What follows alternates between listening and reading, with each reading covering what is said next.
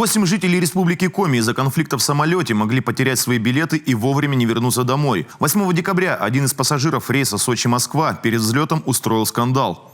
Бортпроводники попросили мужчину надеть медицинскую маску, однако он их игнорировал и в грубой форме выражал свое недовольство. Поскольку пилоты не могли вылететь, пока все пассажиры не наденут средства индивидуальной защиты, экипаж вызвал на борт полицейских.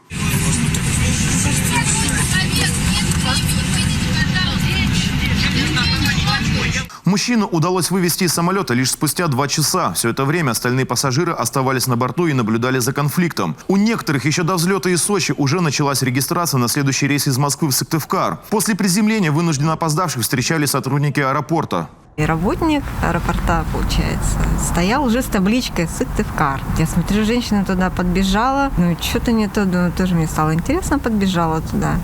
Вот, сразу спросили фамилию, я назвалась. Он говорит, прямо, говорит, бегите до конца налево, все. Сотрудники авиакомпании на 40 минут задержали вылет самолета, чтобы дождаться пассажиров, которые вынужденно задержались в Сочи. Все благополучно добрались до родины. Виновнику авиаинцидента грозят внушительные штрафы и, скорее всего, судебные издержки с пострадавшей авиакомпанией.